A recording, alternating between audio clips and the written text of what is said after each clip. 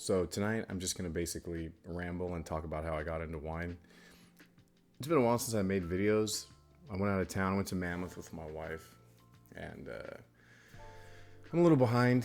And so I was like, I'm gonna make some videos tonight, and then we ended up watching some movies, and then I didn't really plan a video, so I'm like, nah, I'll just go up and talk about wine. So stick with me. I think it'll be, well, interesting if you're into wine.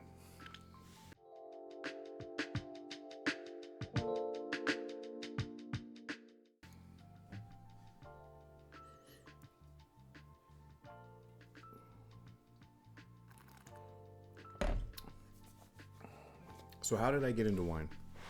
A couple years ago, me and my wife were on a cruise, and they had a watch boutique in there that sold Rolex, and of course this was right after COVID, so there was no Rolexes, but there was like Tissot and Bulova. They might have had like Breitling, and I kind of had just figured out what an automatic watch was. And my wife bought me 2 Tissots. And one was automatic and one was quartz, like a super quartz chronograph. And I got back to my room and was just looking at them. And I went on YouTube and looked up automatic watches, and Teddy Baltazar's channel came up, and I just kind of went down the rabbit hole watching his videos about like what watches were and stuff. Sometimes I kind of think that at least I'm not sure about women, but with men, I would say about a portion of guys who are into collecting wine, I would say a good portion of them are also collect watches. If you're out there, you know what I'm talking about. For those of you that don't collect watches, the watch portion of the story will be over in 30 seconds or a minute.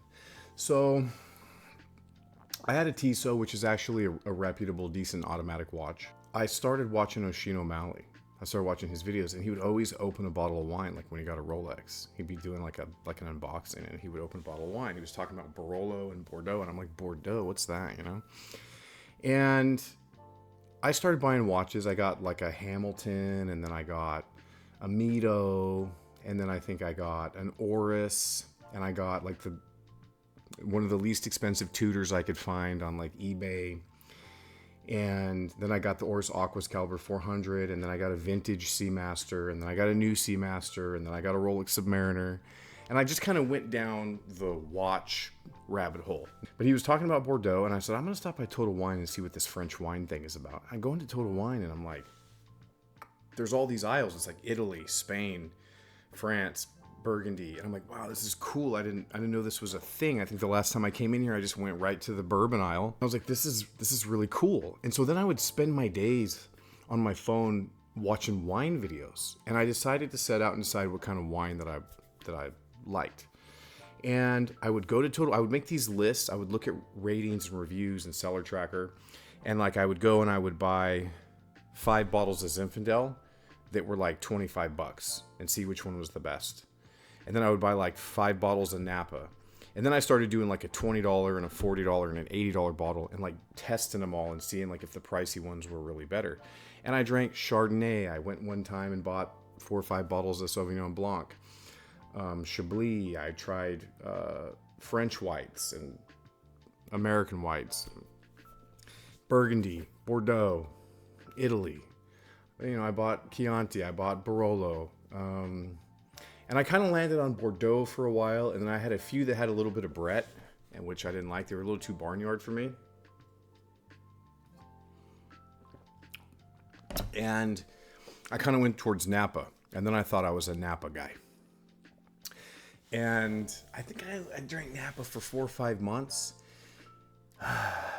And then I saw a video about somebody, I think it might have been an Oisin O'Malley video. He was talking about wine, and I can't remember what Bordeaux he was talking about.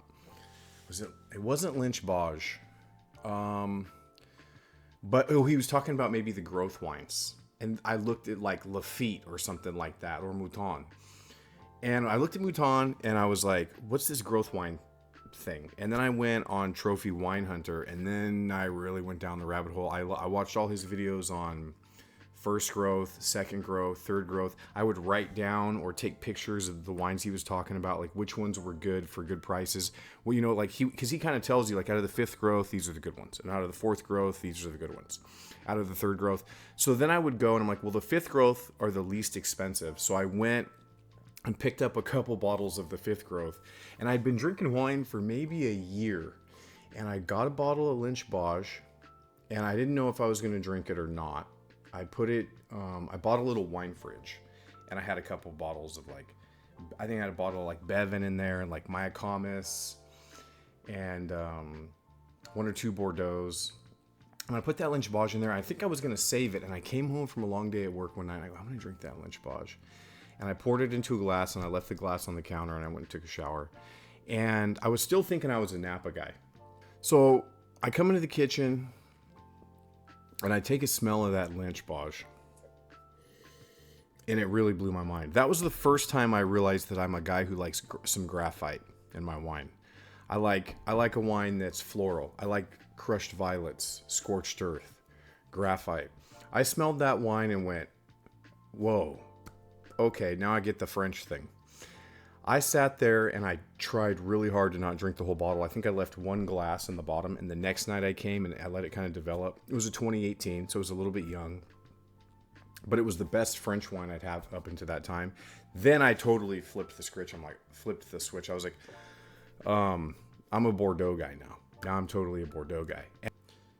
And I was like, I want to try 100 point in Bordeaux. I was like, I gotta find something that's 100 points. And I was watching Constantine Baum, and he had a blind tasting of a wine. He was trying to find the 100 point wine, and he drinks all the wines, and then he gets to one, and he's like, I think this is amazing. I think this is the 100 point wine. And it was a 2010 Ponte Canet. And at that time, you could get a bottle of the 2010 Ponte Canet for like $230 or something like that. And I ordered that wine, and I looked at the tracking, and I waited for it to come, and I waited, and I put it in the refrigerator, and then I came home, and I didn't want to drink it too cold, so I poured it into a glass. I went and took a shower. I let it sit in the glass for like 30 minutes so that, the temperature would come up from 40 degrees up to like 55 degrees. And I had that 2010 Ponte Canet, and that really sealed the deal. I'll get into Napa in a minute. But then I was really like, I'm in love with Bordeaux. I was a Bordeaux guy. I started doing overtime at work just to buy Bordeaux. I started getting more obsessed with the stock market just because I wanted to buy watches and wine.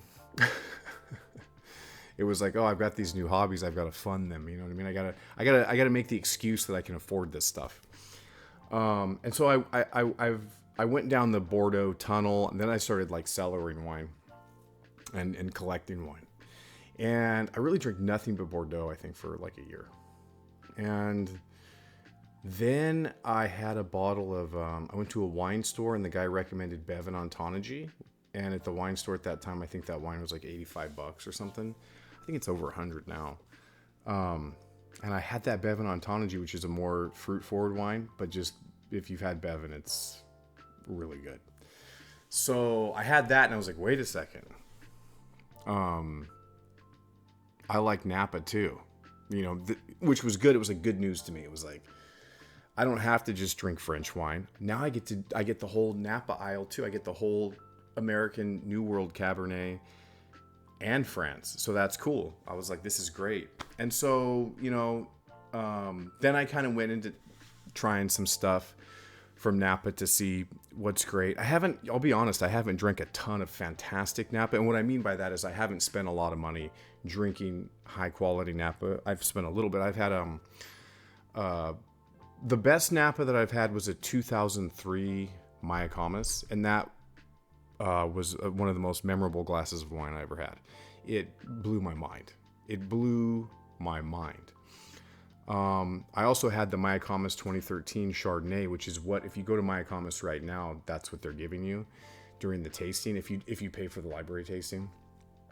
And I'm not even into white wine. And their 2013 Chardonnay it's like apples and pears and pineapple, and then it's a 2013, so it's a little bit darker golden, and it's got this ending that's like butterscotch. It's fantastic. I ordered some bottles of it, but because of the heat, they're still holding it. They're going to ship it to me in the fall. This is about $90 a bottle. Paul Maz, they make a wine, a premier wine. One of their up-end wines is called Gaston from the Gaston Vineyard. It's 100% Cabernet. And the 2017, that was one of the best Napa wines I've ever had from Kumsville. The Paul Maz makes some fantastic wines. Not cheap. It's not cheap wine. I think the Gaston's over $300 a bottle. So yeah, I would say Mayacamas. And I've had, my wife bought me a bottle of Montebello for my birthday.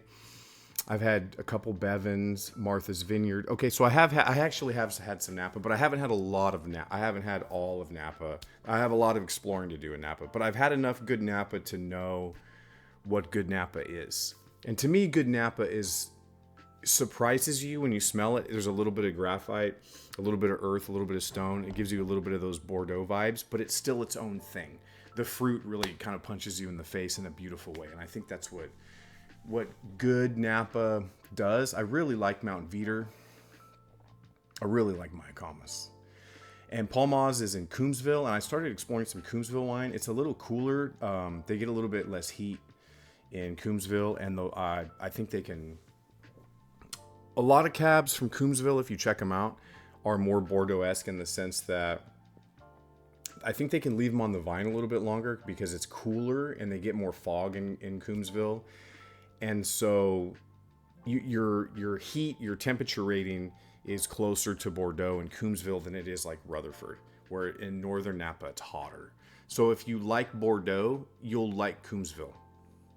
And there's probably people that know 80 times as much about wine and about Napa than me that are going to watch this video and go, this kid doesn't know what he's talking about. Like, really, you should be drinking this wine or whatever. But I mean, I know a little bit. I know I looked into it. Kumsville, the heat units. It's like, I forget what they call the scale. It's like 2,700 and over where Turnbull is in northern Napa. You're in like the 32 to 3,400 range when it comes to the heat and the sun.